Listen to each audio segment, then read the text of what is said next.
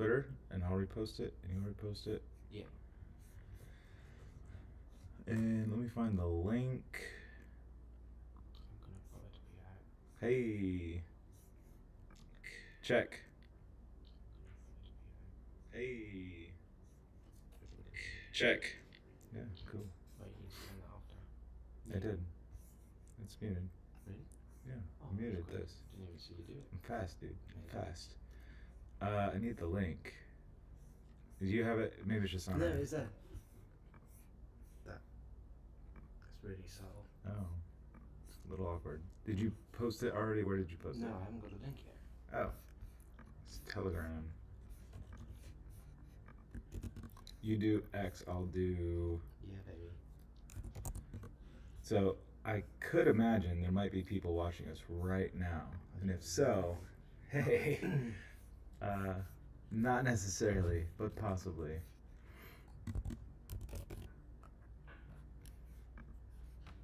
What is it? I'm not calling it Q&A. What are we calling it? AMA.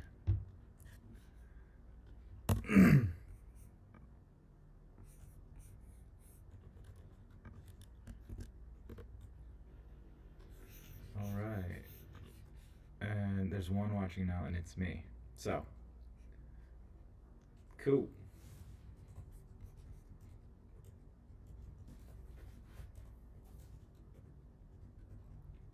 That quality is quite good, actually. I'm quite happy about that.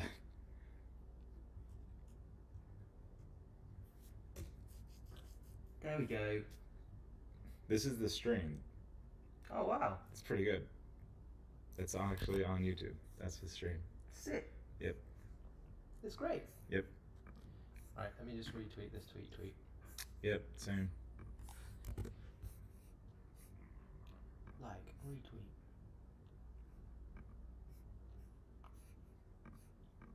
And That's all you can do.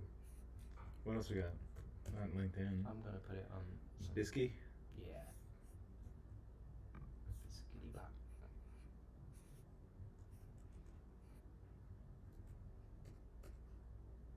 Post.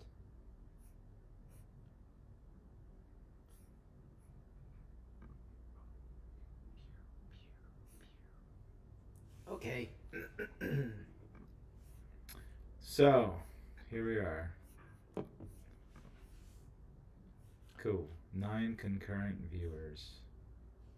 Oh, hello everyone. Luke Towers. Dude! Cam. We got some questions. Cool. This is it. Hello, everyone. Hey. Questions already coming. We haven't even started saying nothing. They did. The very first thing was a question. Gents, that's assumptive. How are you? If it has a question mark, then it's It has a question mark. It does. Yeah. That's true. Good Good. point. Good. I need to sit back, and I'm going to bring this over here with me. And I'm going to stretch out like I live here. How do I see the chat? Where? Anyway. Just go to the live stream. Like, go to our channel, and then go to, it should be live, and then you could ask questions too, technically. Oh, yeah. Yep. Oh, we just got another viewer. It's you. Cool. Luke Towers, man. We were just talking about you the other day. Or I was talking to you the other day. How are you, man? Yeah, because of the token. Yeah. Yeah. The challenge coin. Challenge coin? What winter CMS? Yes. Yeah. Yep. I haven't tried it yet. Yeah, it was cool when I saw your name starting to bounce around in our in Discord. It's pretty cool. Are you in Denver now, or when are you headed there? Vega.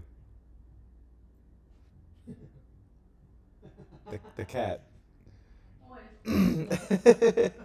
So my girlfriend's back here, and her cat is here. I used to be like, that's my baby too, and I'm like, she's a demon cat. Is on the table, licking up the crumbs. I think from we just had burgers. Oh really? Okay. So hello to everybody. It's a very, very family friendly sort of stream we got going on here. You gonna join in too? No, I'm just moving in. You are joining in. There you go. Oh, Yeah. Yeah. She doesn't like me. She doesn't like anybody. Neither does the Give me cat. some time to get You go in Sunday. Sunday. What time do you land on Sunday, Luke? We land at like I think 8 o'clock tomorrow, something like that, or 7 or 8 p.m. Hello, Alex. How are you? Oh, earlier than us. Oh wow. 11:30. Someone said, but she liked native PHP. Yeah. Who That's doesn't? true. That's right. Hello, what is the situation about? Oh, we have a real question. What is the situation about offline data storage and sync when connect to the internet again? Mm. Hey, Jim. Jim Bolt. I can talk about that. Bolt. Sorry. I thought it said butt, actually. I'm sorry. I can talk about that. Let's do it. That's what we're here for. I've been working on that this week. I didn't know that. Yeah. What have you been working on? Well, I say I've been working on it. I mean, Claude has been working on it. Claude's the man. Thank you, Claude. I think he's French. Yeah. They're trying to bring some dignity back to the French, I think. Let's give him a very Oh, no, Pierre Claude. No, I love the French thing. Yeah, yeah, yeah. Food. I like Esser. I don't know a lot of French people. I know Esser though. Mm-hmm. Pronounced like Buick, but with T's. Buick. Jim Buick. What did you work on?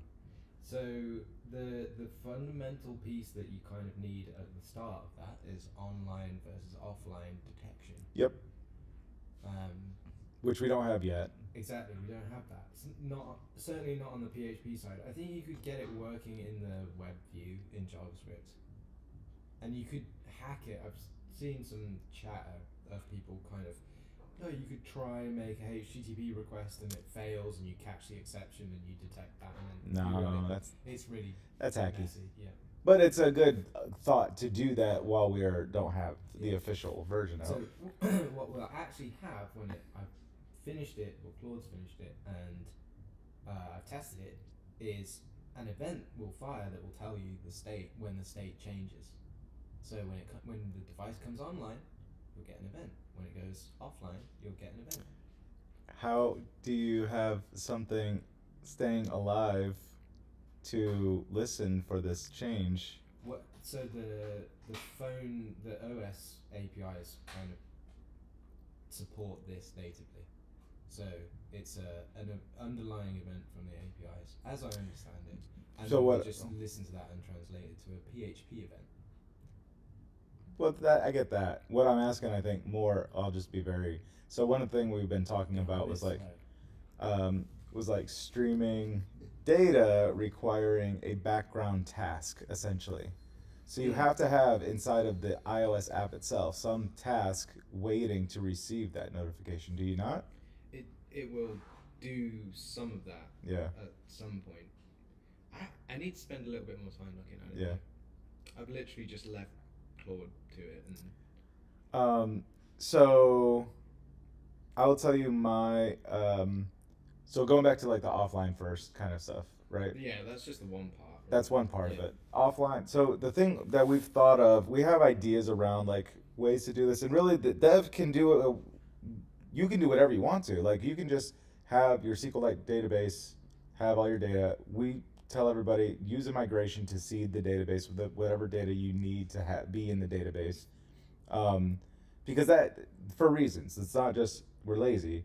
I promise we're not. It's because it does everything that we would want to build out. It keeps track of ones that have ran before. You don't want to overwrite data. You don't want to, you know what I mean? You don't want to run that seeder every time and have duplicate data. All that stuff, it's all built into a migration. So like you could do a seeder that runs migrations, but just keep the migration because there's a migrations table that keeps track of whether or not. So as you release new versions of this, if you add more migrations, when those new apps get installed and ran for the first time, we run that.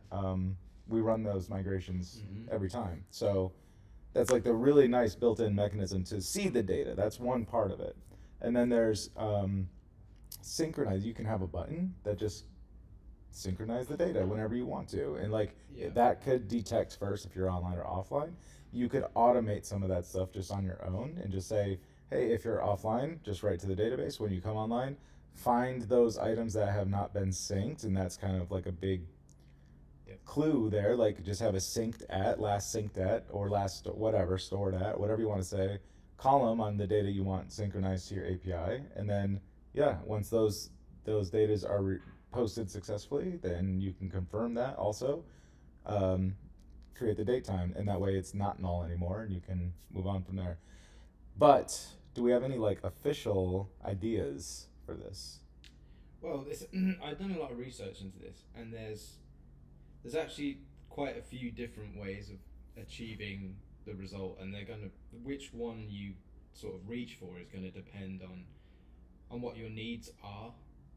You know, syncing becomes a very complex problem space if you're trying to deal with things like multi-user interactivity and real-time updating and that kind of thing. But if we just like keep it simple and start with the user is creating some data on their device, and you want to sync that up to a central service that let's say you control, like you built a Laravel API that connects to a MySQL database, and you just want to capture that user data onto the server, because then if they lose their device or they change their phone or whatever it is, or you've got a web interface as well, then all of that data is available to them wherever they are and however they come to get it. Then a simple syncing strategy is just to have the local database that's on the device, just as you've said, like have a nullable kind of synced at date time field, and when you know that you've synced it successfully, you just fill that in. And that's very straightforward to use, and the only thing that you really need on top of that is the point in time when you attempt to sync, and that can be when the device goes online or goes offline. The trigger. Yeah.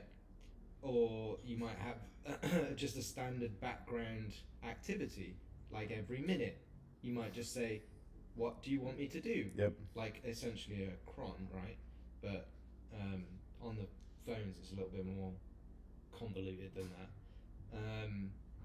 And so you could use that as an opportunity to like, okay, I'll try and sync now because my cron has fired every minute. And then you'd use the online offline state to determine whether you should try to sync. So these things kind of stack up on top of each other. And then the final bit is like, do these rows in the local database have the date time field set or not? And so then you decide what to sync. And so it's actually once you've layered those key pieces in, it's very straightforward for like the simplistic approach.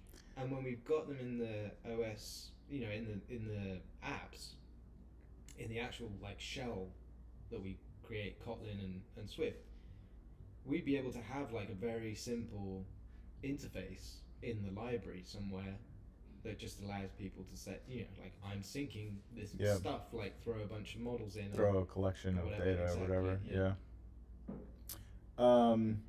That's good for pushing local data, but there's also retrieving potentially unsynced data that's on the API or the server, the whatever, and making sure you get that as well, and not overwriting. And what if what if there are conflicts between data states, and so there's a lot of things to consider with that, and we've thought through this quite a bit actually. So we don't have an answer. No, like you're on your own. No, I'm just kidding. I think we can talk a little bit about more of those. It's a really in-depth and interesting space for me. I've worked in it. Your audio's a little low apparently. So am I not speaking loud enough? Yeah. Well, the mic was distant. Hopefully this is better. Esther, you need to clean your ears out. That's what it is. What was I going to say? I was going to say... Syncing strategies?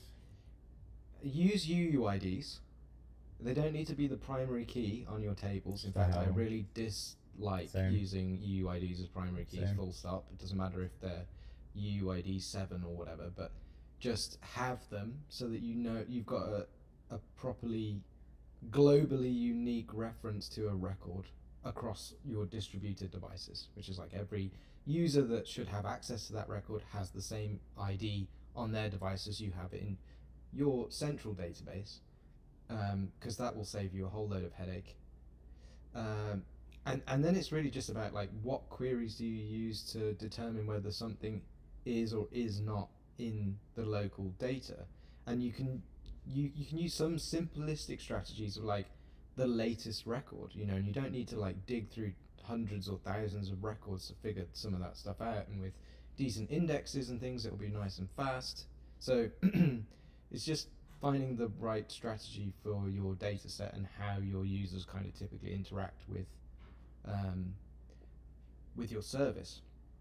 Because if they only flick the app open for like 5 seconds and then close it, that might not be enough of an opportunity for you to do that kind of syncing. So right. And then you need to think about the data size that you're getting from your API. Like you don't want like millions of records to be attempted to be synced all at once. What if they're half downloaded, and then you go offline because you're driving through tunnels or something. So it is like, the more complicated you want it to be, the more things you need to kind of think about. I break this into chunks, almost like jobs, and you wait for opportunities and you queue stuff, and essentially those kind of ideas, if not exactly like you have a job queue and there's a worker and that kind of stuff. We're not talking about that, but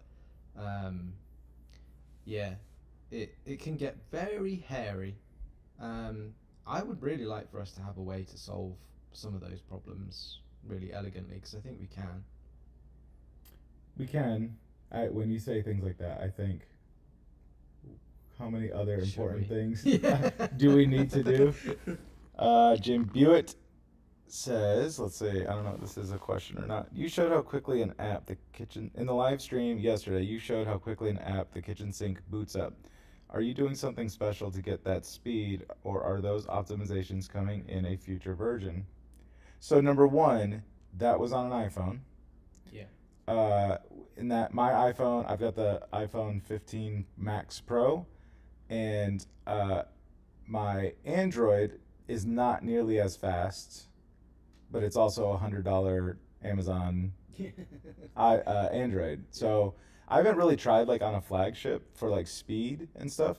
The app, there's no difference, and I'm speaking on your behalf, but I don't think you've done anything really to optimize it more or less than Android. Additionally, I did turn off some obfuscation minification stuff that does give you speed performance boost, because I had a suspicion that over-the-air updates that I'm working on with Bifrost were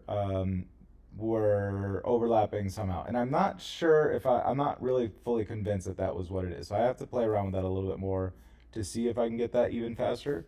I did notice a significant difference. It wasn't the 20 milliseconds or whatever my iPhone 15 has, right, on that phone, but it was still under a second for the splash screen. So I think that's a good target. I think under a second, and we get to the point now where we're almost too fast, and I brought this like, there's, what's the whole reason, like, there probably should be like a config variable of like, show the splash screen for at least 2 seconds, like whatever takes more time, like go at least 2 seconds or something like that, because that's actually a good marketing piece for businesses anyway. A lot of people put effort and time into those splash screens. So we certainly did too. Want people to see them, right? Yeah. So I think one of the things that if you're just trying it out locally, and you're just in development and you haven't really gone to the point where we've gone to with the kitchen sink app, is that's really a production ready app. We've done all of the optimizations that it will go through as a released app, right. And one of the key things there is this change that what's the name of the key? NativePHP app version, right? And it's usually, we say set it to debug while you're doing development. Yep. And that's intentional, because if you don't, unless you explicitly change the version every time you try to update the app, it won't the update. new version of your code won't get pulled into the application like live space.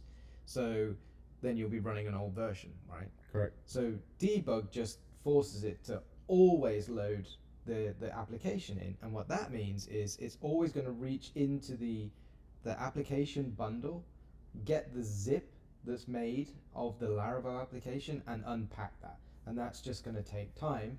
And the amount of time is going to depend heavily on the CPU of the phone and the capacity of the drive that's in there, in terms of performance and probably some of the file system. Yeah, and, exactly. Like what is it? There are some differences. It's going to be, especially in Android where there's 7,000 devices. Chips, that don't perform so well. Yeah.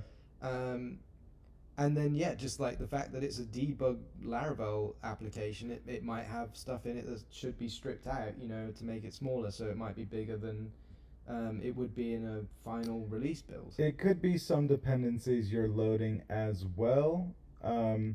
I would say first, if you're doing this locally in an emulator or on your local device, try changing debug away from debug in the app version and see. That's going to give you a better, more realistic, like when you release an app, it cannot be in debug, or your users are going to get that every single time they open that. It's going to unpack and unzip that already existing files that are already there. There's no reason to do that. So you write the version, that cements it. We skip that unpacking, and then if there's an over-the-air update or a new version later, it'll get that new data because it will identify that there's a new version, and just like Simon said, it'll do that unpacking and all that stuff. So that was fun, actually. I struggled for like 2 days. Like, Same. Why is nothing updating in my app?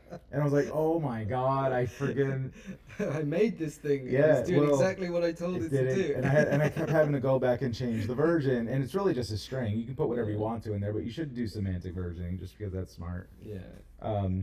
So. I actually love that piece of work though.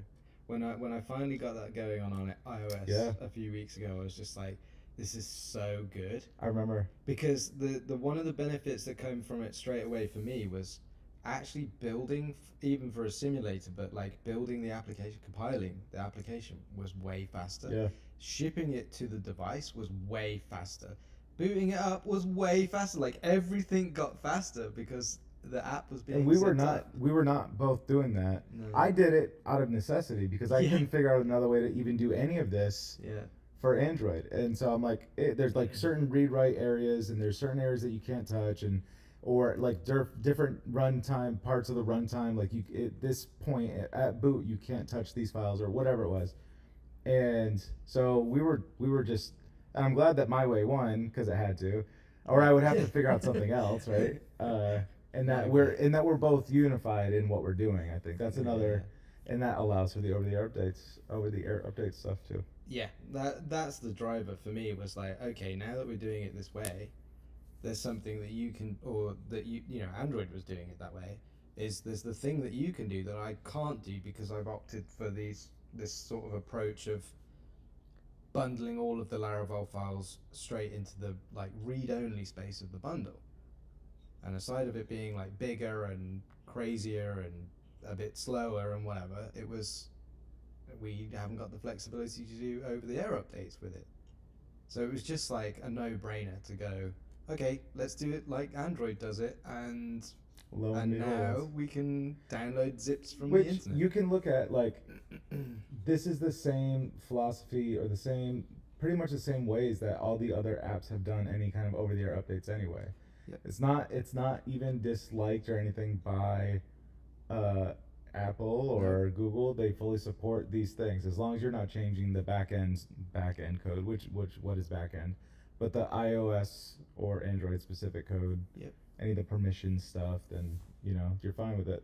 So like, we've got all these examples that have been around for a dozen years that we can glint from and learn, and that's helped speed development quite a bit, which is nice too. Yeah, it's great. That's a good point to remember. Is we're not doing anything that's actually like. I feel bad saying this because we've worked really hard and it is pushing the boundaries, but it's not really pushing the boundaries of, like, I think Apple are the worst ones. People sort of think, oh, Apple aren't gonna like this, grumble, but it really isn't pushing any of their boundaries. They've said to us explicitly, like, this is fine, and we see it in principle in all these other frameworks and tools. So like if they were to step like put the hammer down on us, they'd have to do it with them as well, because it's like fundamentally the So same. many people would be upset about that. I think they would. I think they would go make their own, a new version of phones. I think another OS would come out we might from have to that. get to that anyway. That could happen. That could happen. We should just do it. Let's just do that. PHP phone. PHP phone. It's just called phone. Phone. Yeah. Yeah. So that stuff is exciting. There's a lot more exciting. We can talk about Bifrost and we can talk about native PHP. I think number one, it's exciting. We've come out with 2 products as a brand new company in like 2 months. That I think when we first were really working hard on native PHP to get to like a V1 and release that, Bifrost was still a very much an afterthought, and it was right before your talk in London. I surprised you. I worked on it, and I got like a beta of a website that was Bifrost, and this is a month and a half ago, basically. Yeah. And again, I'm changing my talk at the very last second. Right? Yeah. Like, you got a month until the next one. Or you mean at this? No, at London. London, yeah. Yep. That was. Oh, okay. Let's add that at the end. You know. Yep. Okay. It's so good. You gave away a hat for that. I tried. It's a terrible throw. A throw, yeah. And I wish some of I do wish not streamed, but recorded some of that stuff, because it was like, it's only those people in the room were there. But we'll see about Denmark too. That'll be fun for you though. Either way. Yeah, I mean, it'd be nice if they recorded, because I think it's good for the community. There's still a lot of people that would like to go to these events that don't, even though they're not like as big or as expensive or whatever. But yeah, it's just challenging. There's a lot of pieces, and I want to know. There's 12 concurrent viewers currently. That's what it says in the analytics here. How many of you are not going to Laracon this year? Next week. This year, tomorrow, right? Jim Buitt is going, flying in Monday evening. Yeah. Luke Towers, if he's still here, is going. Esser, I don't think Esser's making it this year, but we'll try to get him there next year. Yeah. So, native PHP. I mean, Bifrost. There's some exciting things. Our plan is right now we're going to Denver for a week, and we're trying to get this really V1'd, if you want to call it. That's website. So there's no, I don't call version numbers on websites, but releasable, I think, by the end of August. It's like the first core iteration of features, right? Yeah, the first feature set or whatever. Yeah. What will that include that we don't have? So let's talk about what we do have. Thanks for joining. Unfortunately, I have to run. Running's good for your health. That's not unfortunate. Do it, man. Yeah, see you at Laracon. Come and say hi. Yeah, come say hi. I got shirts. I got a shirt. You can have a shirt. They're all extra large. These ones. So, yep. So, what does work now and what needs work still? There's plenty of work. There's a lot of work. And my thing right now, that the first thing that I want to really nail down well, I'm really close to having done now anyway, is the logging, which sounds like an easy thing, but it has turned into, like, there's a lot of options. There's a lot of strategies to doing this. I think that what I've got currently works, but the people deserve a little bit better for even the first run through things. It's a little bit slow. It's a little bit not enough information. There's also like the full logs aren't being stored anywhere, and if there's a failure, it's been tricky to pick apart and figure out what's going wrong. Yep. So those are things that I want to focus on immediately, so that I can get to the things that I need to focus on immediately after that. Which we've got Esther is going to be working on, I think some of the licensing tie-ins and the build monitoring and making sure all the permission, like you can't build so many times or invite so many people or have so many apps and all that kind of stuff. The metering, I guess, of the app, the core app function, the shell around the functionality, I guess, of it. But iOS builds Definitely. is the one of the probably the last big thing. It's tricky though, eh? Well, I've done a lot of work. I've worked through a lot of the trickiness of things, and I think we've got a solid path forward. It's just getting it done, and I've got most of that done. So it's just setting it up and getting it going. I think some of that does come down to you, though, because you have to make sure we have to communicate on the package command and making sure like I'm getting all the right variables and that's run properly through. I think most of that's ready, but we just need to run it, like do some trial runs. That's it. We can do that after the live stream. You want to watch Hot Rod? It's Saturday night. Well, let's what go does work. that mean? What does that mean? What does Saturday night mean? I still want a Saturday night occasionally. Yeah. I think we've had a good week. We can have a night off. Yeah, that's true. We're going to watch Hot Rod. Yeah. Have you guys seen this movie, Hot Rod? I love it. I haven't seen it yet. So fun. So he's going to make me watch it. Hey, Patrick. Patrick. Hey. Oh, hey, guys. Welcome. How are you, dude? Welcome in. The water is a little bit warmer than you'd want for this time of year. It was warm. We went swimming. It was warm. It was I was very sweating hot in the water. in the pool. We're sweating in the pool. You get out and you're immediately dry. No towel required. Yeah. You know, like you'd walk and there'd be footprints, but they're immediately evaporating. Yeah, that was the Southeast in July for you. You felt it. It's new for me. Yeah. No, I went to Florida a couple of years ago. Okay. When was that? 2019. What time of year? Well, it's for Laracon in that year. 2019 It was in New York. Oh, you went. Was also. it July? I think it was in July. Yeah, that sounds right. So yeah, it was like this kind of time. You would have felt it then too. Yep. I remember getting in the sea and being like, oh, this is like the same temperature as my body. Right. Like, this is weird. I got in here to cool I'm down. having a bath. Yeah. Bath water. Yeah, Yep. it's strange. You bring the shampoo with you? Yeah. Somebody did. I would imagine. Yeah. I think that was sea going at foam. it. That was sea They foam. didn't even have hair. This is a PG rated live stream, sir. Yeah. No, I mean, with the shampoo. That's even worse. That's exactly what I was thinking. It'll burn after a few. Anyway, we'll edit that out. yeah, the live stream. Yeah. You're too slow. Anyway, so yeah, we wanted to come on, answer some questions. So if you guys have any questions, feel free to ask us. If you don't ask questions, we're gonna talk rubbish. We're just gonna talk about whatever we want to talk about. Some awkward profanities in the ocean, I think. Or it could be a lake. Could be a lake. Let's not go there. You're gonna make a Ricky Lake joke. No, Okay. tell me, or well, do you think we should talk about exactly how we're gonna do the iOS builds? Yep, let's do it. So this came about from Essa. Yeah. Initially, for me. Actually, it came out, I wasn't thinking this at all. So here's the thing.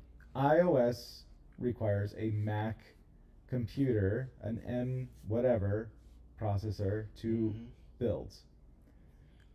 So naturally, I went and I look at AWS Mac, and I look at Mac Stadium, which is a popular one out there, and I looked at GitHub Mac whatever.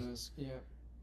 Also like Docker Hub and seeing if there's anything there that we could use, and we can't do that because you have to have the machine to run it on for Docker Hub. That's what I was like. All right, where do we get the machine? Containerization and emulation and all that stuff, that's not the problem. You have to have the hardware to run it on. Yeah. I put my name in and it got lost in the shuffle with Mac Stadium for like a week, and I kind of pounded my fists a little bit and got them on the horn, and so they came back, we had a call with them, and essentially they were wanting, and everything's a little bit negotiable, but their starting point was too high for what I wanted to. What was their starting point? They recommended the M2 or M4 with 4 gigs of RAM, like some not overkill, but baseline, not on the bottom, but not at the top, and And it was $200 a month with a 2-year commitment. And then at the end, Oof. which is not horrible, and I don't know how much of that is pay as you go or not, but it's 2-year commitment regardless, and it's like plus $350 a month for the licensing. Ouch. And you can only run 2 emulations concurrently on a single device, and each device requires. Oh my gosh. So it was like $13K to see if this would work. Basically, is what it was feeling like, and that was enough to like. I got off that call and went into a call with Ezra just to talk about other stuff, and I told him about it, and he's like, I was telling. Don't try Simon, to do his accent. That's not. Don't try doing his accent. So I was telling Simon about. You know he's listening. Yeah, that's good. He can tell me how to improve on this. I'm trying to be international. No, he can't. It's a one-sided conversation. You can tell me later. We'll edit that out. It's too late. And I'm still looking for like other ideas. But here's the thing: I have my MacBook that I use all the time. Yeah. And I have a Mac Studio that I never touch. And Esser told me about this thing called Tart, which has something another like adjacent product called Orchard. That allows you to it's free.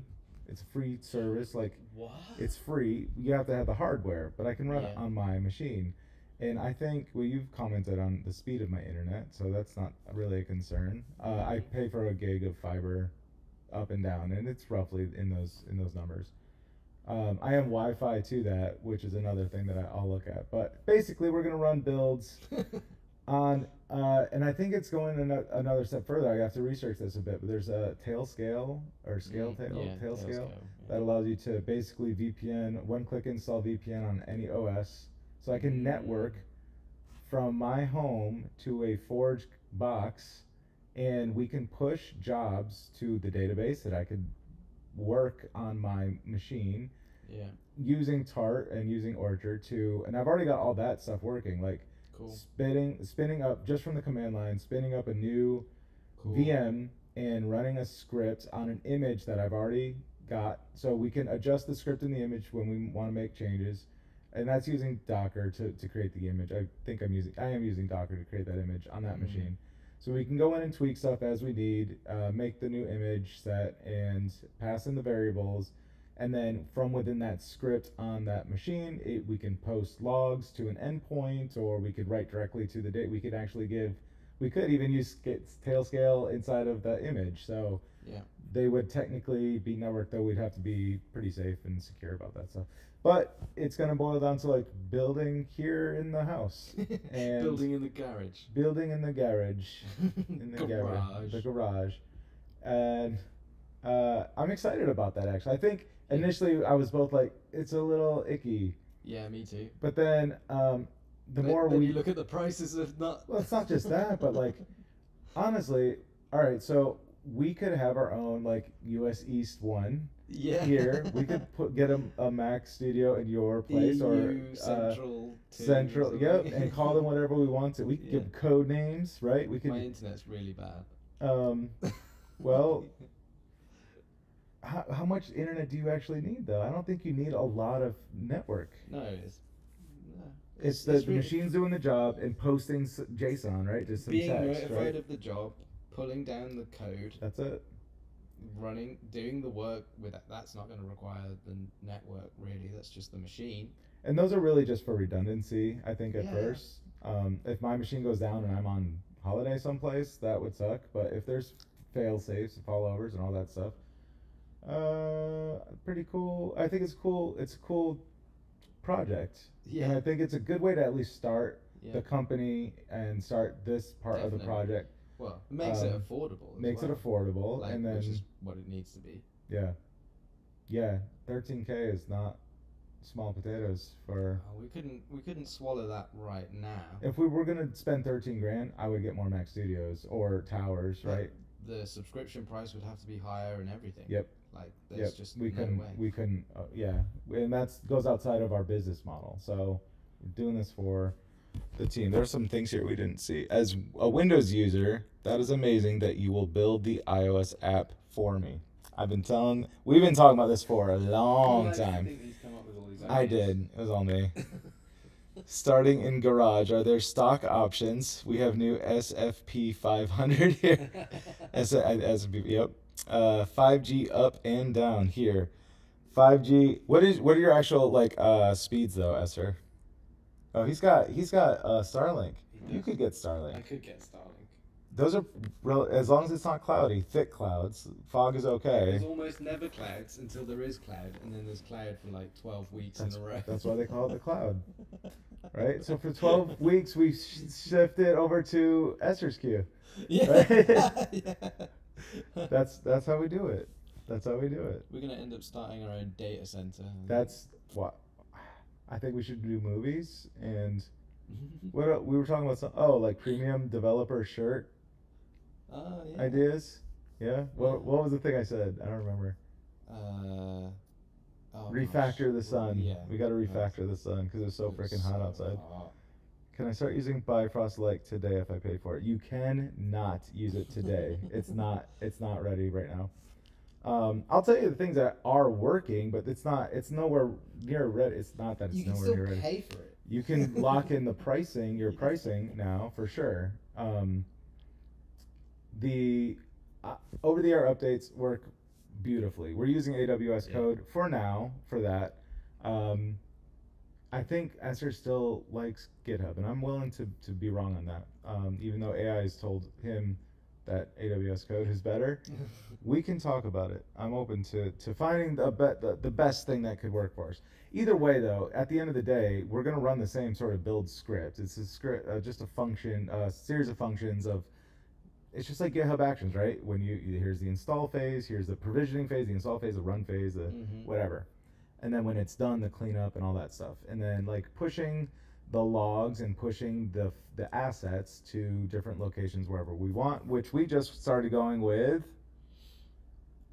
R2D2, baby. Yeah. Which so our good old friend Craig Anderson, I think initially told us about R2. Yeah, because he's probably an investor in R2, I think. Or he is in Cloudflare. That's why. He's like, you know what you should use, guys. Seriously, and so we've got R2. R2, we don't have to pay for egress fees. So like any data outgoing, there's no costs to us. And I believe it's CDN. The CDN's built in. Yeah. It's just CDN'd for us. Yep. We are even though it's pennies at scale, those pennies are dollars, real dollars, which impact us, which impact the business, which impact the users, what the users are paying for. So we're very cognizant of cost, even 0.00004. Zero usage right now.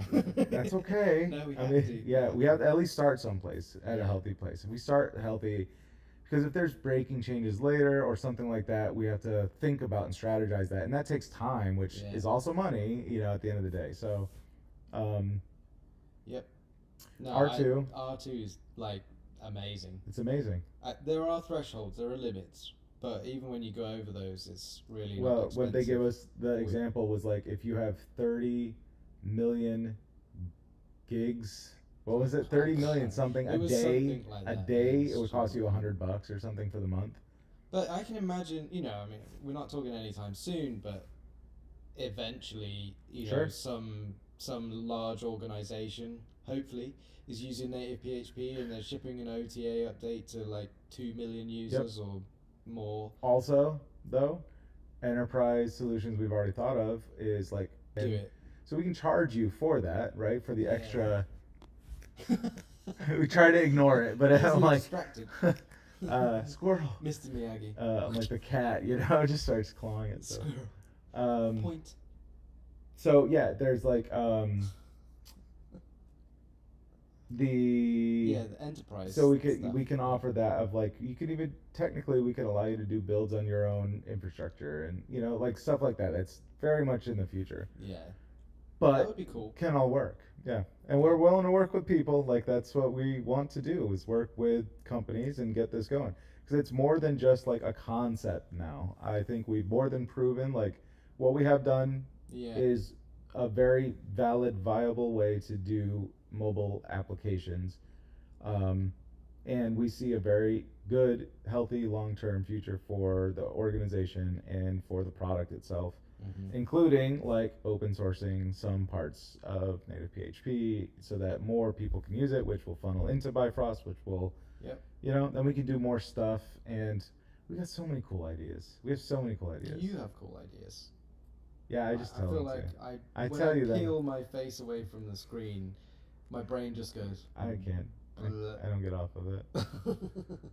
So like like Expo Go style QR code scanning locally to test it with a shell. Like you install an app that we create, right? Yeah. It's on the stores, and you can just scan a QR code. It will download the Laravel zip basically from your computer, and you can test everything that's like, it's not hard to do. It takes time. That's just like everything else. It's complex, but it's not complicated, Yeah. That's the right. That should be on the premium dev T-shirts. Yeah, it's complex, not complicated. What's the classic one? It depends. It depends. Or we could make our own. Like everyone says, don't push on Fridays, and I say, if you don't push on Fridays, don't bother pushing. We push on Friday evening. We pushed at 9 o'clock last night. We launch products on a Saturday.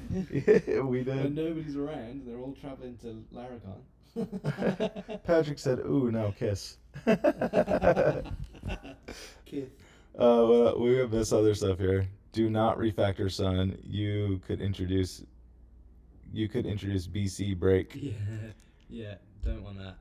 Ryan Bileski, I can see the status page now. This region down due to clouds. No, not the cloud, right? The cloud. It's caused the cloud to go. Where I store my NAS, it's 8 gig up and down for €53 a month. I need that. That's so cheap.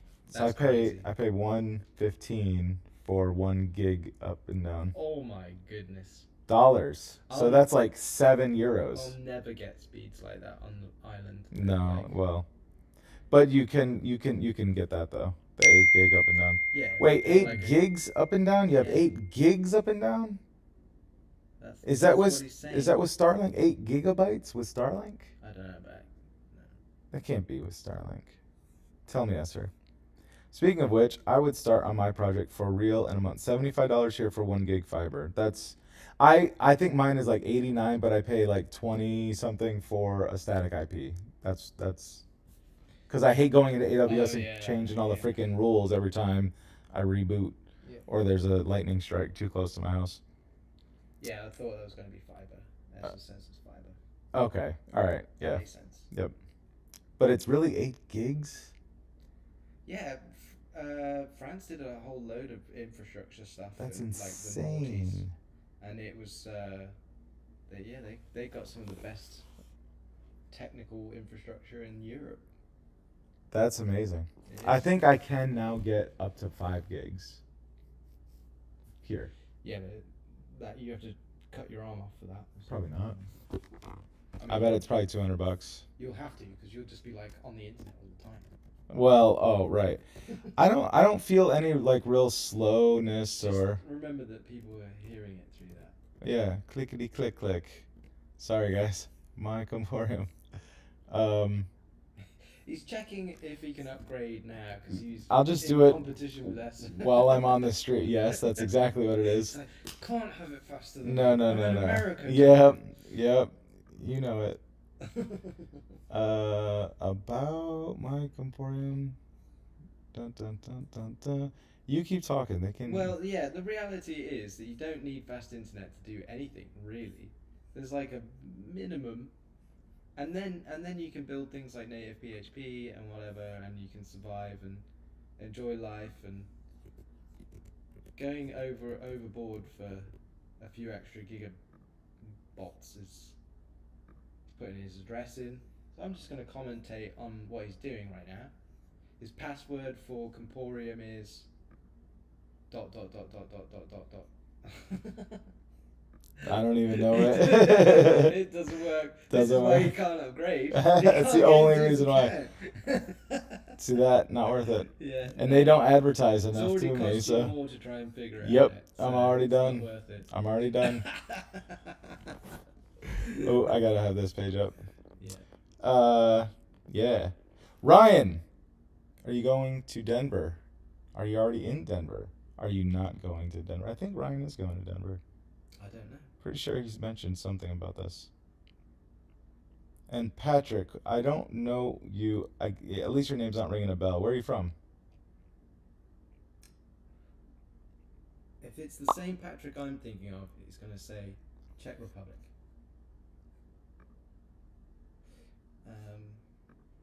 Yep. Well, I'll tell you in a second. Yeah, I mean, I wasn't confirming like that. Good old delay. That was risky. It literally says, don't do that. Live stream ended. Yeah, computer's crashed. I didn't want it to break or anything. Sweet. You're gonna watch from your hotel? You're gonna watch Laracon from your hotel? I'm just kidding. Czech Republic. Yeah, good old Patrick has been a sponsor of NativePHP, a big sponsor of NativePHP for a long time.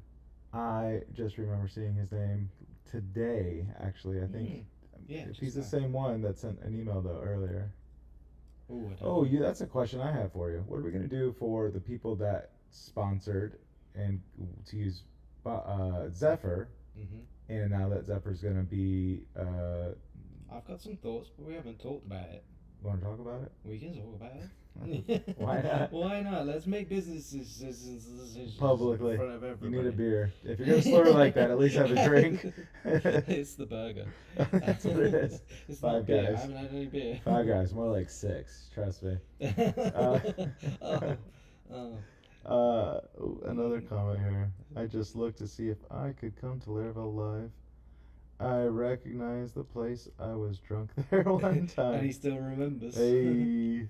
Good job. Yeah, right. That's funny. You just came to watch from the sideline. So, yeah. What do we do? So what was the deal? Let me ask you basically, that first. I was saying, like, Essa was working on Zephyr with me. Yep. Which is difficult to say both his name and the product name in the same sentence. Essa Zephyr. Unless you say it like he says it. Do you know? I don't know. See, that's why I do this thing. Zephyr. Zephyr. I'm so sorry, Essa. So sorry. Well, on behalf of everyone. So he was helping me build it because we were getting. I'd done a load of work on it in last year because this was before mobile really was like certain to be a thing, and I was like, okay, I want to build the platform that I can. Thank you, Esther. It's fine. I want to build the platform that I can use to offset the cost of building native.php, because native.php for desktop is completely open source. Right. I'm not getting paid by anybody really to do anything except for a few sponsors, which was great, thank you very much. And so I'm like, okay, well, the platform that makes sense here is that we can build apps in the cloud so that you don't have to do it yourself on your machine. When you can really only build for one platform on your, you're on a Windows, you build for Windows. If you're on a Mac, you build for Mac. And I got so far with that, but I got so busy with everything else. And Essa has been helping out with native.php for a long time, like almost since the beginning. And I reached out to him, we chatted about it, and he started working on it. So I was paying him out of pocket to do Zephyr, just to get this desktop build service working, so that we could announce it as part of the string of things that I wanted to bring together for Laracon EU. And yeah, it really just was like, this, once the mobile stuff took off, this is not enough anymore. Like we need to step on the gas and get why did the name change? Because we came up with Bifrost as a business name, basically. I know the answer. I was for them. Yeah, no. I know. But you're rightly, we were kind of like thinking about business names for a while. Like, it's not an easy decision to come to. And we were like bandying different ideas around, and you come to me one day and said, I like bridges. And I'm like, cool, good for you, bro. That's special. Yeah. I like bridges too when I need to get over bodies of water with my car or whatever. Says the guy with a Pikachu hat. Yeah. Okay, little buddy. How are you doing? So, yeah, and then you were sort of rattling off a few bridge names, like interesting ones that you like. Skyview is the one that I was in my mind, yeah. Yeah, and I was like, well, I'm from the UK and I like Tower Bridge and or whatever, like. Yep. And it's like, those are all terrible, terrible names. And then I had the random thought of like the Bifrost. It was like 3 days later, middle of the day, not even expecting anything. You're just like, just Bifrost. Bifrost. I'm like, yep, right away. Yeah. That's it. It is like that, and it's just like this moment, and that was okay. That's going to be the company name, and then you go, right, now we've got to register a company, so we need to actually find a unique name that's not been taken already, and this kind of thing. So it ended up being Bifrost Technology. Yep. For the company, yeah. For the company, and then we go through the whole like, what the heck should this product be called? Because Zephyr is slightly strange, and we've now decided on this Bifrost name for the business, which is leading us down this branding path of like Norse stuff. Right. And that feels like it's got a lot of mythos around it that we could tap into, which is very cool. And Zephyr isn't part of that. It was just a random name that well, you continue, because I have more to say about it. Yeah, it's not a great name, but it was just something, like I can just put something in front of people and show them like there's some semblance of real product coming together here. And then it was like, well, we can just change the name. Well, let's just change the name then. So then we had a couple of ideas about what it could be. Yep. And we settled on one. We were settled initially on Heimdall. Yeah. All right. So Zephyr, I remember coming to you before Laracon EU, and I was like, I got this idea, dude. And I just told you everything about the build service, and you're like, it's already done, bro. I'm like, what?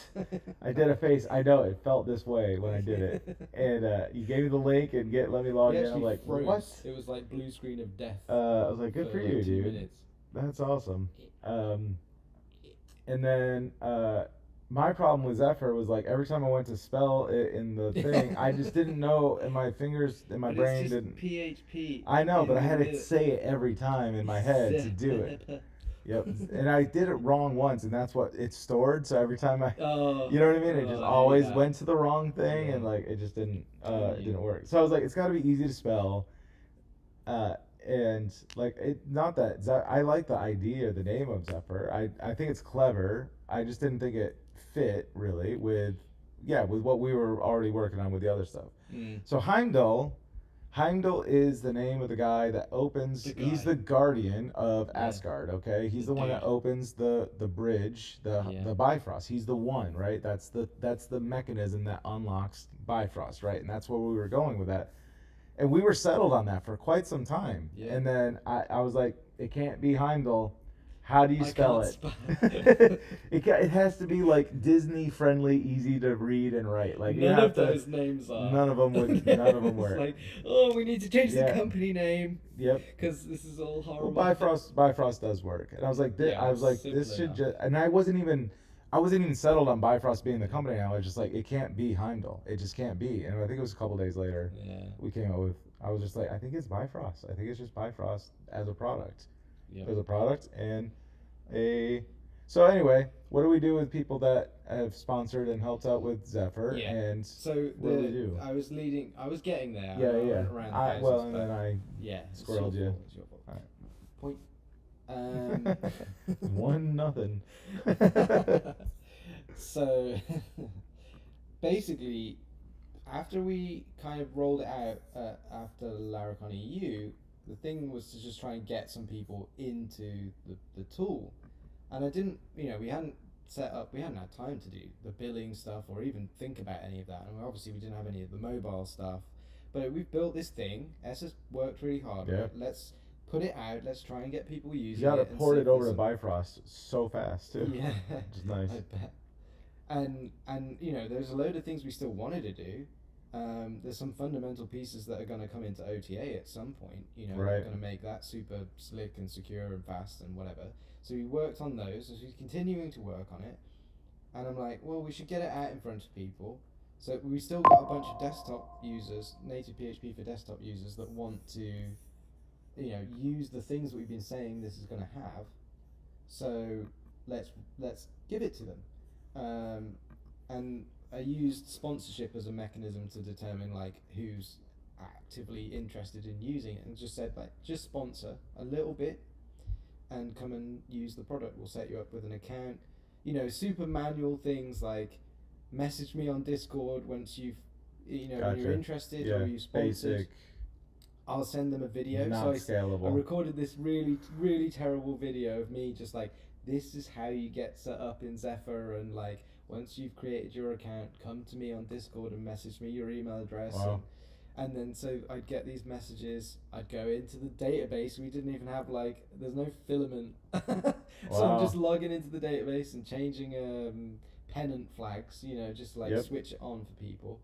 And then they get access to the dashboard and then they can go away and build the desktop apps, the bundles that they need to build for their desktop apps to be secure.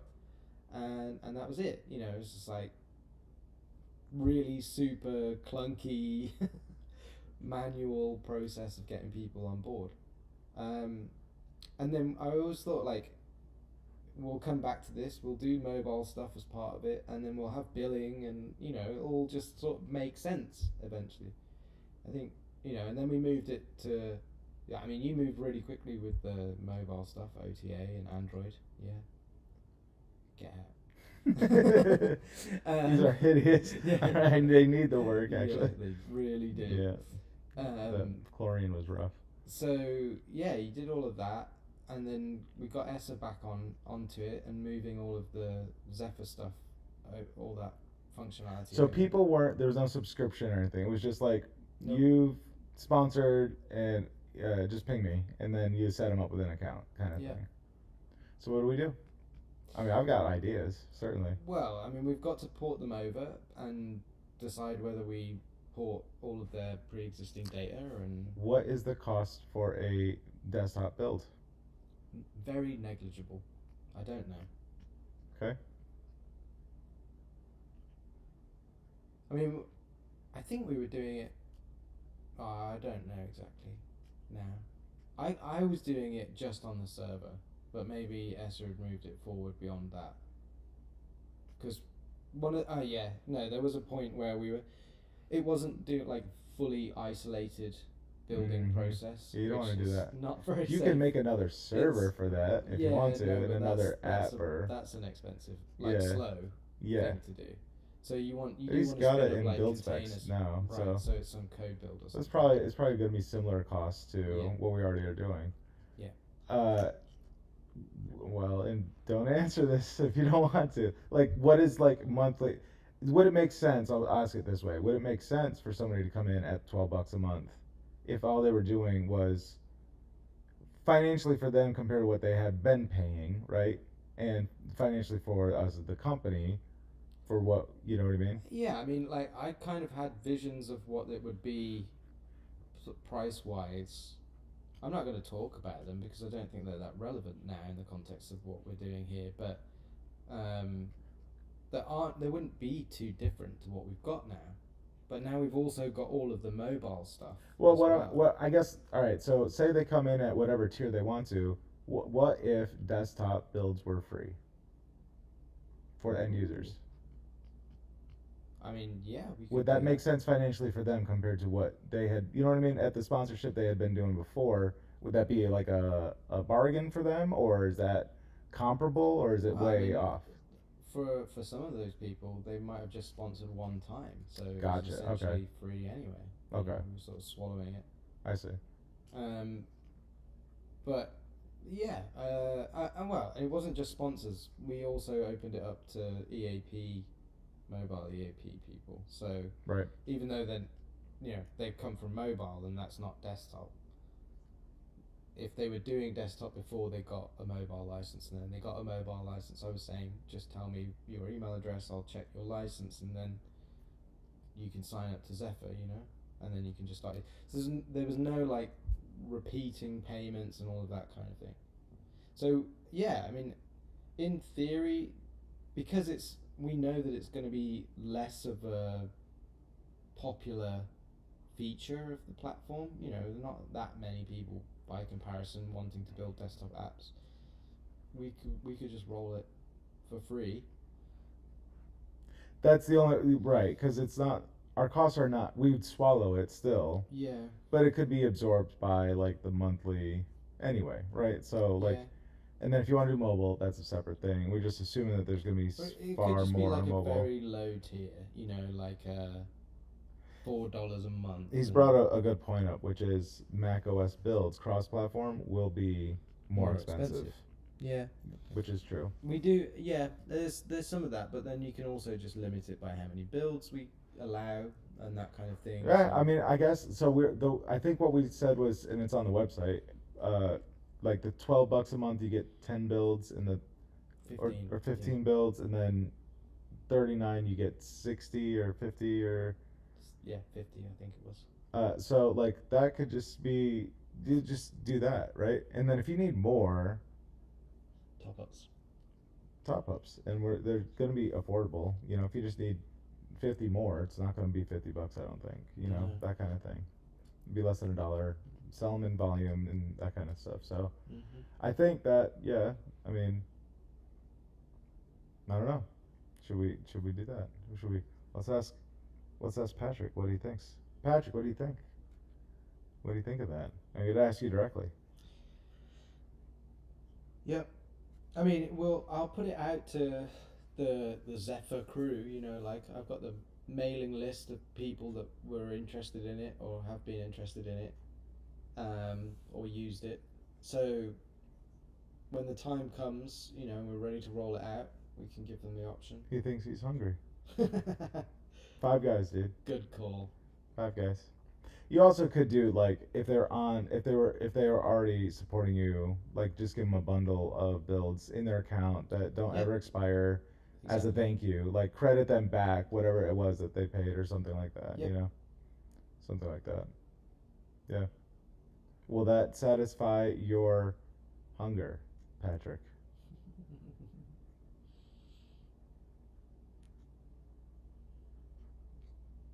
We're just waiting for him to say and send this thing. Delay and then we're just maybe like, he's not there. I think the pool just caught up with us. Like, so is there anything else that you want to go through? Like, we haven't had that many questions for ask us haven't. Anything.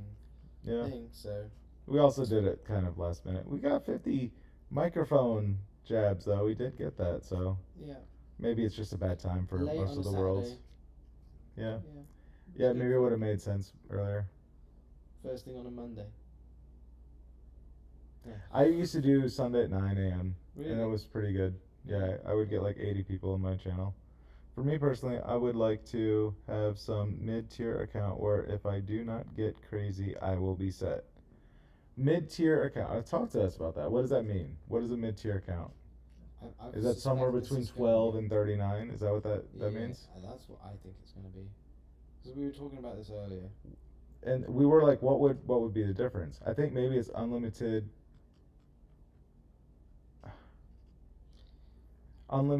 desktop apps, maybe.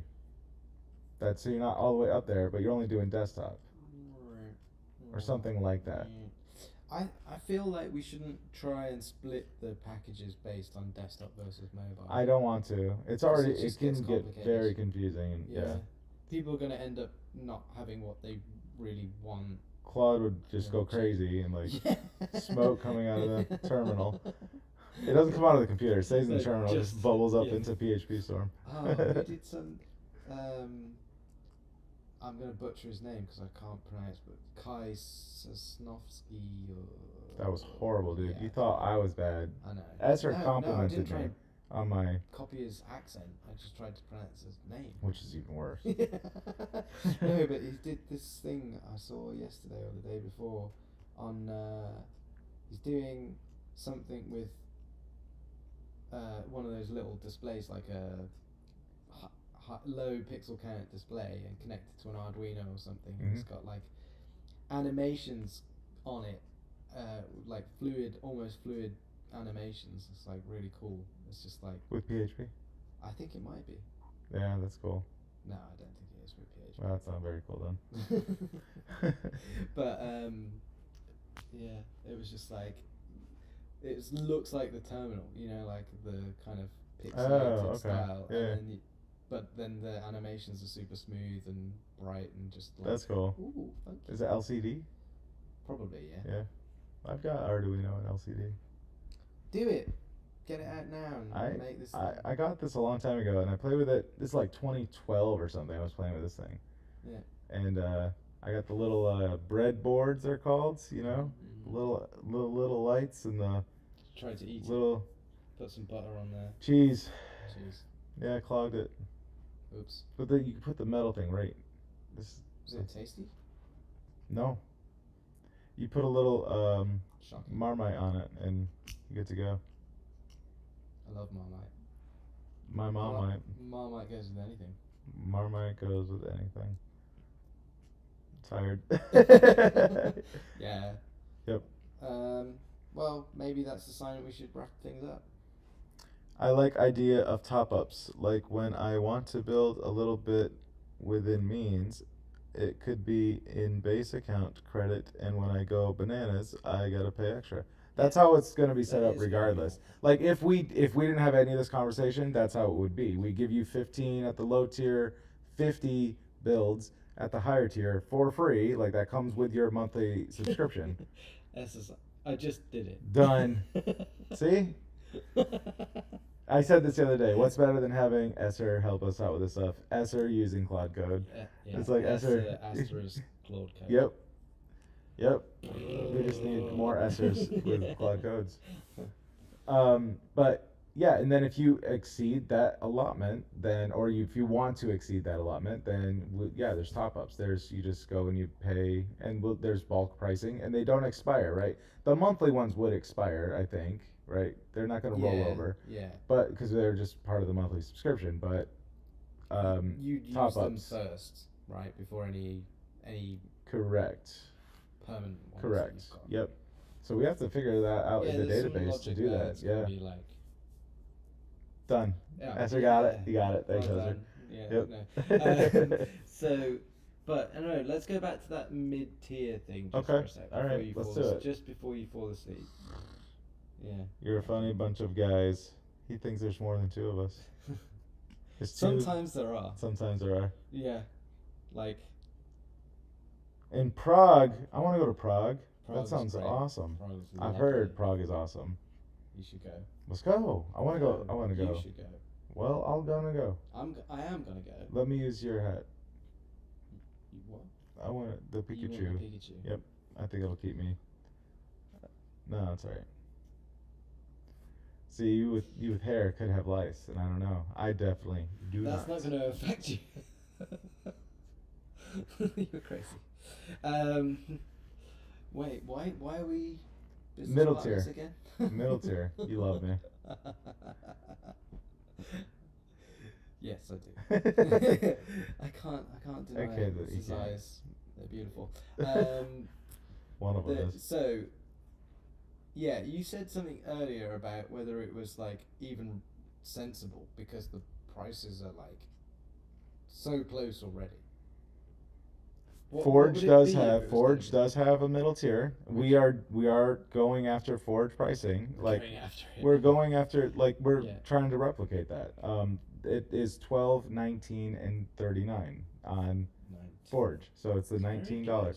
The difference is support. You on both you have unlimited servers on the two upper tiers. Yep. Oh. You have one server on the low tier, Yeah. unlimited on the others. The difference is support. You get priority support. There's a couple other things too, actually. Yeah, I know that on Forge there's like these business features of like server monitoring and backups. And Unlimited servers, basic support, yeah, there's those database backups, share servers with teammates. So that's the like circles and server monitoring. So maybe. So that's like no team. But for me, it's not even the differentiation between 19 and 39. It's more the differentiation between 12 and 19. That's so small. Like, yeah, and the only thing seems to be For $7 more you get more. Yeah, you can just connect unlimited service, which is what a database. But you don't have any team access, and you don't get priority support. That's really what the difference is. Sure, and that's what like our top tier one at the moment can remain the top tier. Like we've talked about it being just 2 for now because it was like easy for us to come up with and differentiate based on what we've got available in the product. We wanted a stupid low thing that would just get your foot in the door, one app, one user, and then unlimited everything. Mm-hmm. Like very easy cut and dry difference. Like it's obvious big difference between the two.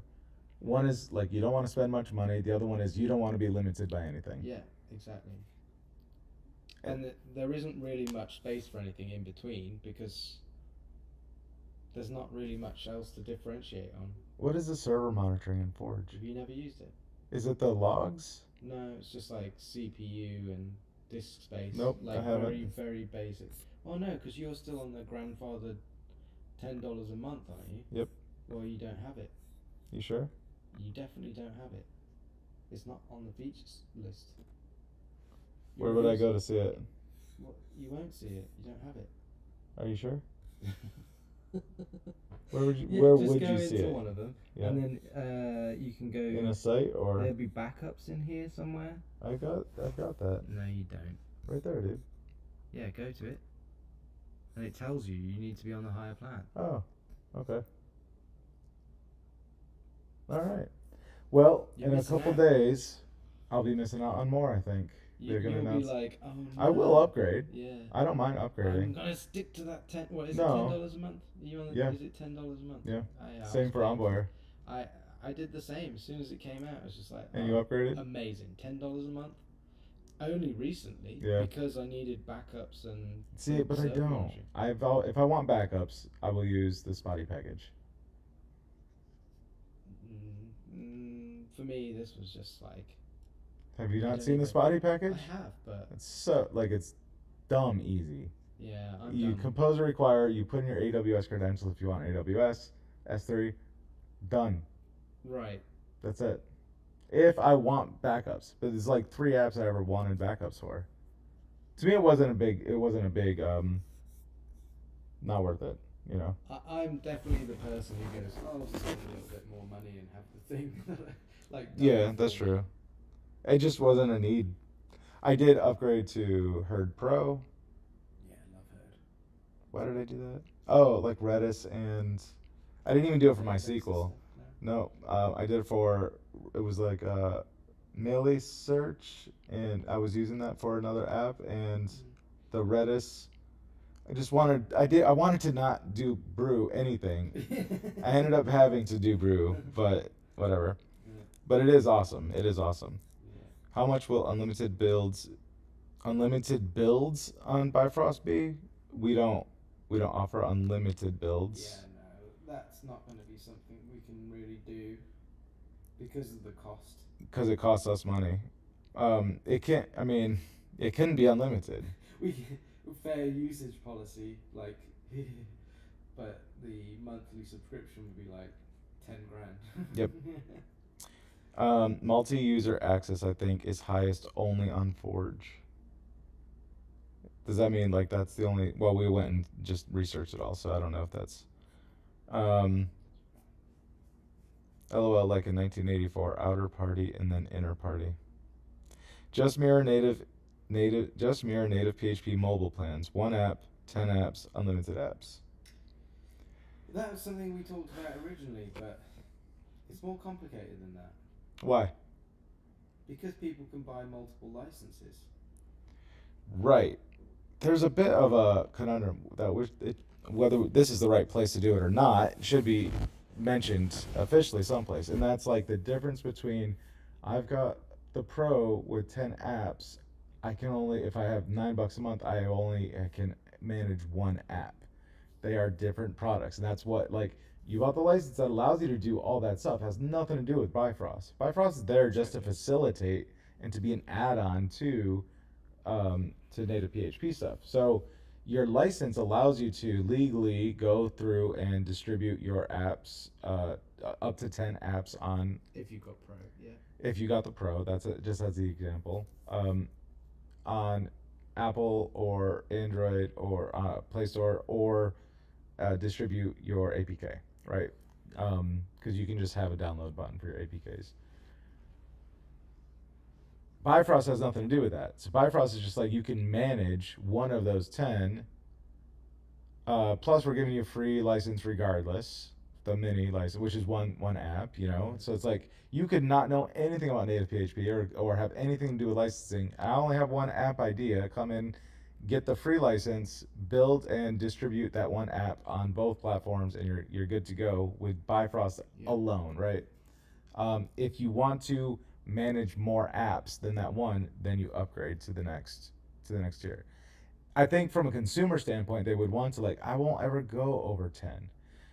So I don't mind paying the 19 instead of the 39, because I don't ever go over the 10.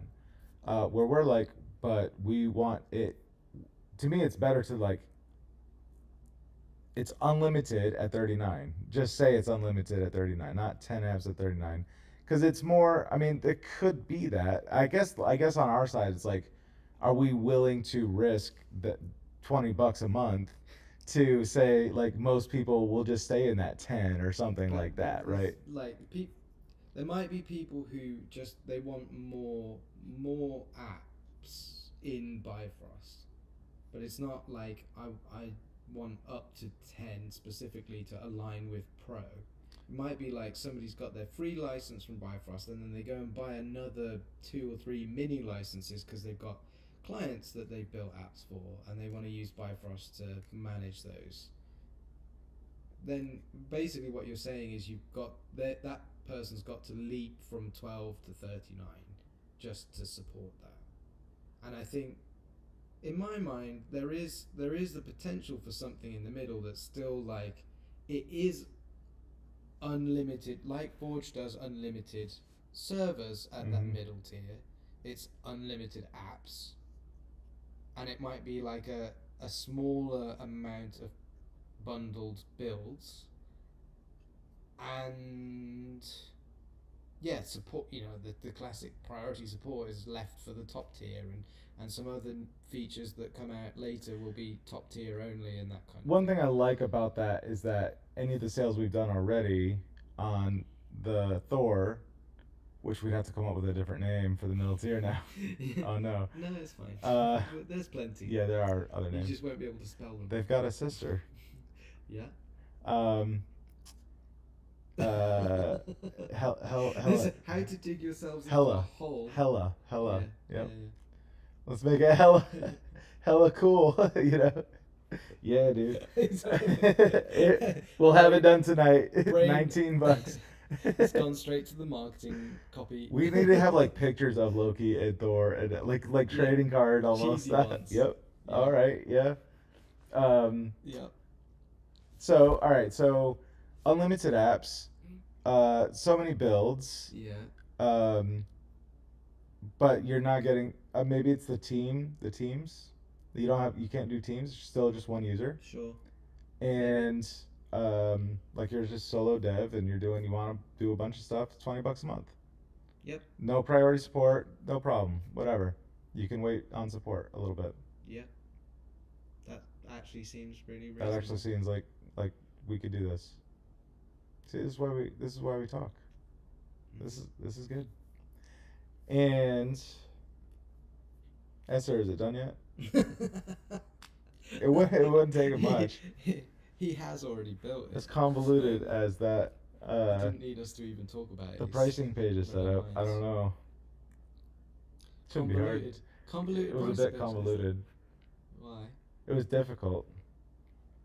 Remember all the getter functions for all of the all of the stuff, all the stuff there. And stuff. Yeah, that was fun. That's good. This could have been an email. Yeah. I think that's a good idea. That was the last. Yeah, Got 10 apps for Navy. Manage all 10 apps with Bifrost. Having mirrored plans makes sense, I think. Yeah. I mean, yeah, maybe, but I actually prefer the idea of it just jumping straight to unlimited. I do too. I think that's better value as well. Perception of value. I do too. I don't know. Maybe we think about this for a bit. Stew on it. We'll stew on it. We're gonna watch Hot Rod. Yeah. Made a function that listens to the live, uses Whisper to transcribe, and sends it to Claude. And he built that whilst he was watching. That would be brilliant. I guess I wasn't thinking anyone would have multiple native PHP licenses because I just got Max to do client apps with. Right. Yes. But this has always been like we have not struggled with it, but it's like you plug in your license almost on like a team wide. And that's another concept we got to figure out there. This is just like a now problem though as well. Remember? That's true. That's true. Because we've done licensing as the mechanism to unlock all Correct. of this stuff that we've been doing. Correct. When it's free and open, It's not which a concern. we hope to be able to get to. Yep. Then the number of licenses is not the thing that you're worried about really, or the number of apps that the license allows you to distribute. Right. Is not the thing that you're worried about because you'll be free to do whatever you want. Correct. And then it's really just down to how many apps are you actually trying to manage. And like an arbitrary number like 10 or 20 or whatever is really just a limitation that we would impose to force upgrades. I think we're going to have much stronger positioning around other more powerful features that will entice somebody to upgrade to a higher plan, and it doesn't need to be just about the number of apps. Well, there's other there. Yeah, that's true. That is true. I mean, look, I think somewhere in the dark recesses of my mind, of my mind, there's the hope of like not even charging for builds someday, right? Like that could be possible. He's gone crazy. I am crazy. Shut the door. No, but it could happen. It could happen. That could be possible. But then what? Like, could it? How? Maybe don't tell me. Depends on. I mean, I think it comes down to how many people are using. We can't go into debt for the company, right? Like the company has to be profitable. So we have to. It could be someday where we get the cost so low that it doesn't affect the revenue from as much, right? If we're way up here, because it's going to grow wider and wider, the difference between those two, because the hope is that our cost for builds goes down over time, because we're going to get more efficient, we're going to get better. Maybe it's all done on MacBooks or whatever that we have purchased around the world or something, like they're owned. Now there are like limits to like eventually they'll have to be replaced and our cost of that, but obviously the cost of that. So I think it someday, it's not a now thing by any stretch of the means, decisions of the heart. I don't know what it is. They're just random. We're random. We're tired. The pool's catching up. But as it stands, associating licenses to like what you can manage. So essentially what we're saying is you got the $9 a month, you got the $39 a month plan, you get a free license. You can only manage one. You only have one license to manage, but you have the unlimited ability you have to buy more licenses. So you get more licenses, you plug them in, you get a max. Now it's like, all right, you can do all that you want to. You get a pro, you add 10 more slots basically of apps that you can manage because that's what your license has allowed for. But we're not going to charge you on the Bifrost side. Now it sounds very complicated, right? It sounds very confusing. Like, how do you teach that, and how do you make that simpler? How do you make that more simple? That's the question, and I think that's what we go to sleep thinking about. Yeah. It's what I go to sleep thinking about all of this all the time anyway. Yep. And that's how we come up with great ideas. It's always in those almost asleep or just waking up time. Like, no, those are the times when I think I've come up with a great idea, and then I go, and I forget it immediately. Yep. Should we make our announcement here? I think there's not enough people for it to really matter. Esther has to go. I have to sleep at some point. So feature freeze from there. Sleep? It's only 6 p.m. Yeah, right.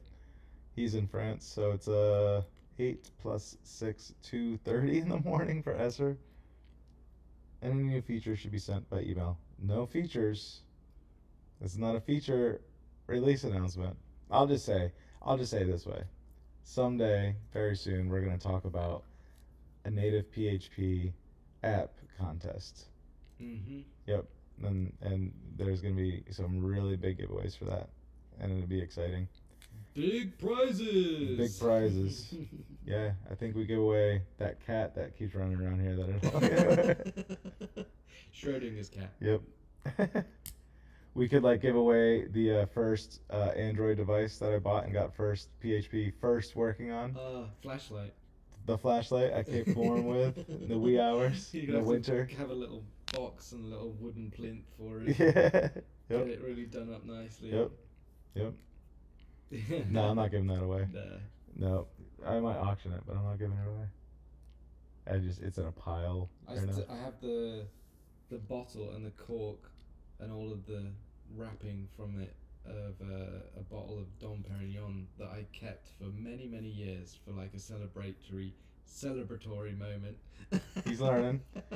Oh, it's so offensive, you copying my language. Yeah. It's horrible impression. Garage. Service guaranteed citizenship. And that moment was when Apple came back to me in January and said, after 3 days, that first app that I built had been approved. I cried.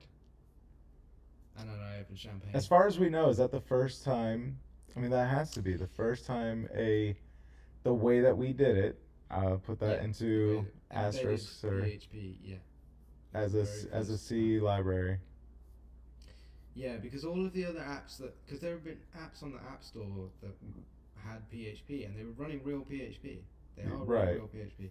But the way that they work is they spin up a little web server inside, and the App Store let those in, which is interesting. Yeah. Are they slow, janky? They're you can't use PHP to build the app. It just has PHP.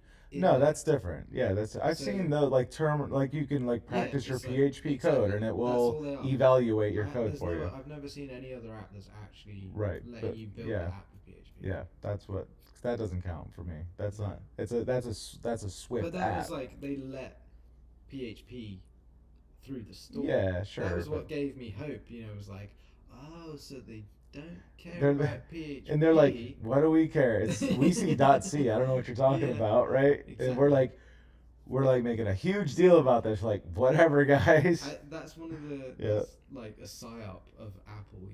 Yeah. They've just because they've had this dogged approach for so many years that we've all got this oh my god, Apple, they're not gonna like Where it. Android is actually the ones that suck. Yeah. Actually. Yeah. It is a different nightmare altogether.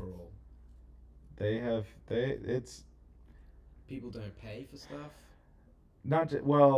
My specific issues is that there are so many devices, so many different types of hardware, so many inclusions of hardware. Did you know there's a lot of tablets that just don't have cameras or vibration or volume control, or speakers, or like all these people things. Are still running Android 11. NFC 4 years or later. yeah, 5 years later. Ugh. Yeah, 4 years later. 5 years. It's been 5 years. Yeah, 2020.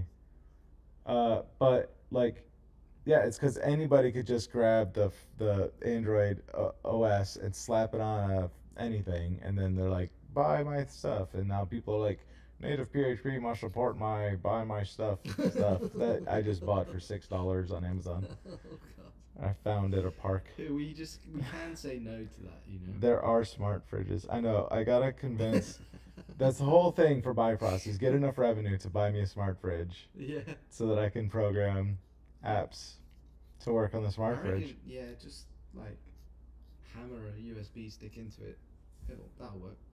There's got to be they probably have a store, right? I don't know anything about it. I'm sure there's a store where you can install apps. IoT, like internet connected. You think it's just like that? Yeah. Like they've like the web OS. You've seen the web OS. Like when you walk up to it, it goes, "Hi, Steve." I know that. I'm not Steve. And then I slap you it. are sometimes. And I slap it, and it gives me chocolate milk. I've opened the garage. Why? It was obligatory. Then I have to go and complicate things by using a de-Googled Android and breaking his stuff. Yes. Yeah. I remember. Not just that, but like the Fire OS stuff, all of the Amazon stuff doesn't work with Google it's services. Android, but it's not. Yeah. So. No, I remember all of that pain. It's very, very fresh for me. I'm taking this next week to go to Denver to not think about it, and then it's on. Working on apps that were written in Java before Kotlin even really became a thing. Did I show you my book? Having all those problems. People saying, I can't install this app. Like, what phone have you got? Fire some rubbish. You know, it's just like, nah, it ain't gonna work for you. Do you remember? You remember the Ubuntu phone? Do you remember that? No. Yeah, Ubuntu had its own OS. Ubuntu OS on the phone. Well, it has its own. It is the OS, but they have their own phone, their own hardware. Shocking. Yeah, not so much.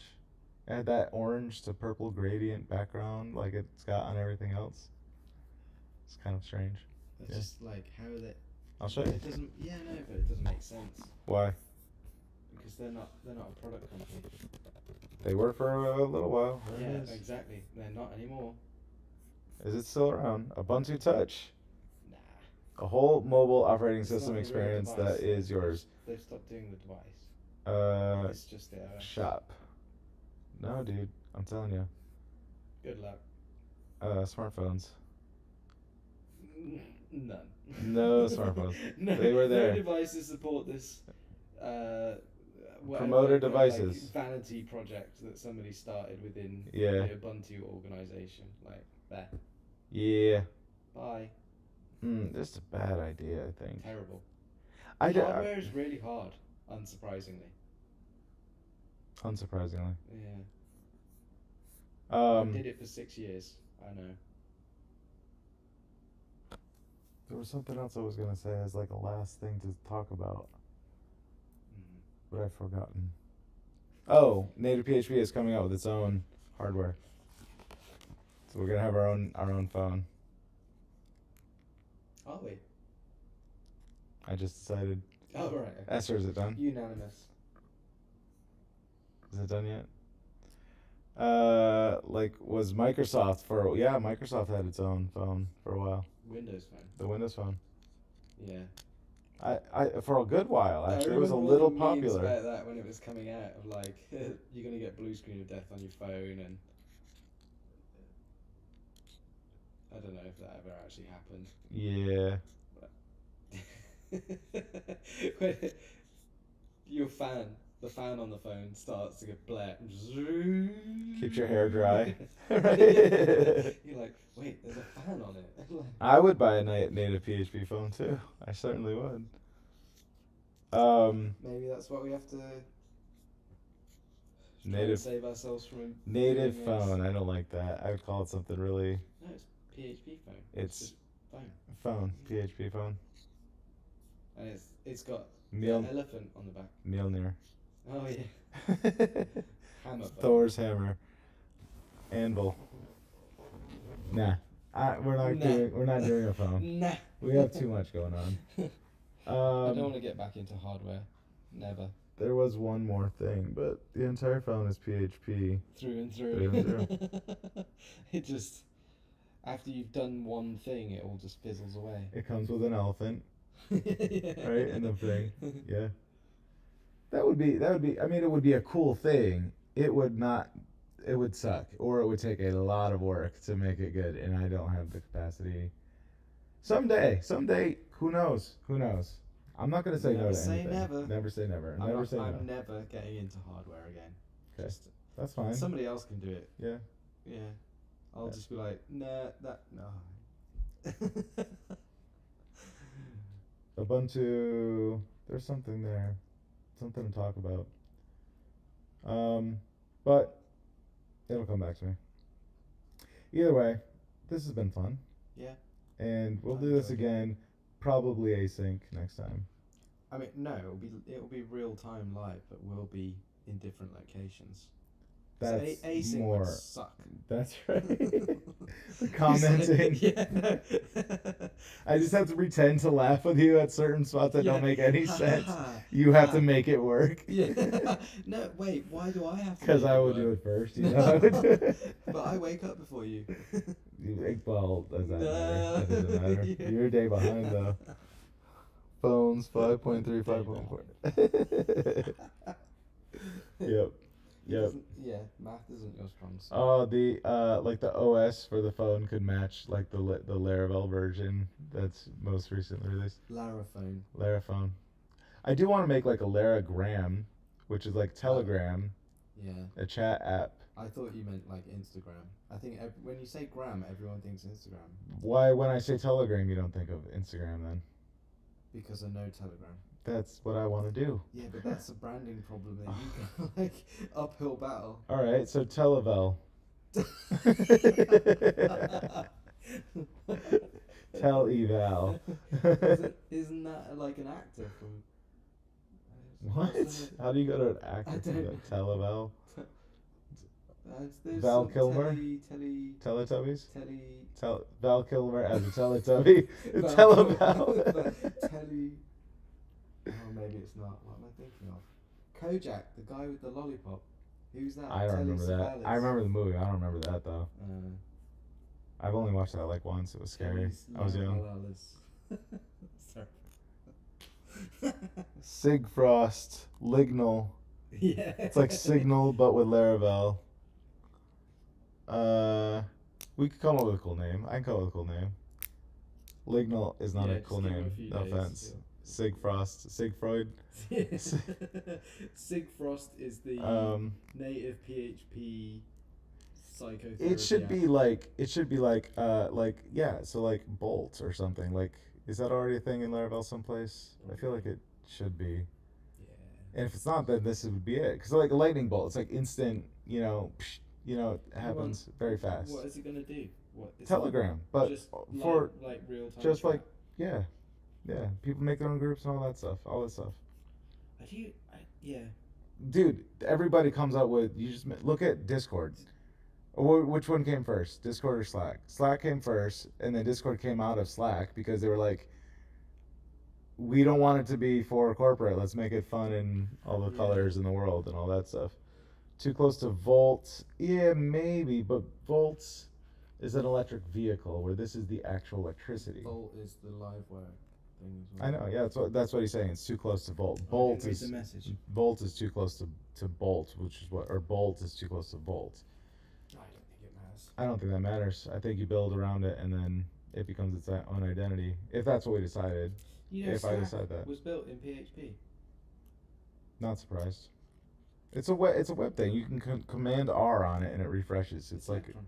It's like Electron yeah. Electron came from Slack. From what I recall. That's interesting. They were using. Oh, they were like one of the first ones to use Electron to build such like a rich application. Like we want to build this in the browser. Basically, we don't want to use the UI libraries of the platform to build this thing. We want it to be consistent across every platform. Right. and Electron was the choice, and that's why Slack is like.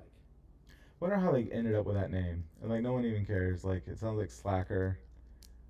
There's like Slack in the line, They were kind building of. a game before, you know, like they Right. built the live chat element of the game, and then they went, "That's actually more interesting." Yeah.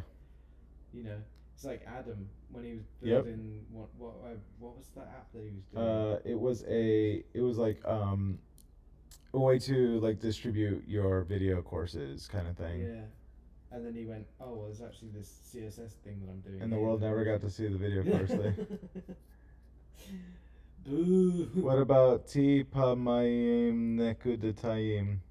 Memorable. Yeah, no, it's really tricky. T Pamayim It's really tricky Nekudetayim. to spell. It's just 2 colons. It's difficult to pronounce that. Really, really difficult to find a web address. We just got a new person come in. Hello, Bertrand Kintanar. Hi. What's up, dude? Welcome. You say just come in. Just came in and said hello, hi. maybe. Maybe he's been here the whole time and is waiting for us to fall asleep and be like, hey! Wake up. But I think this might be the end. This might be the end. From the Philippines. Welcome. We're leaving though, so you'll have to rewind. Sorry. Yeah. Say this boo. will be straight on the YouTube in a minute. Yep. So you can go back and watch. It's been fun. This is a little bit annoying. Oh, is it like super reflective? It's very dark. Oh. I don't know. Fix I it just at the noticed end. Yep. There you go. Cool. Good job. Cool. I guess I have to hit buttons to make this stop. All right, guys. Oh yeah, they came up with the thumb. Oh, right. See you guys later. That might confuse it. Yeah, I think that will. All right. All right. Bye.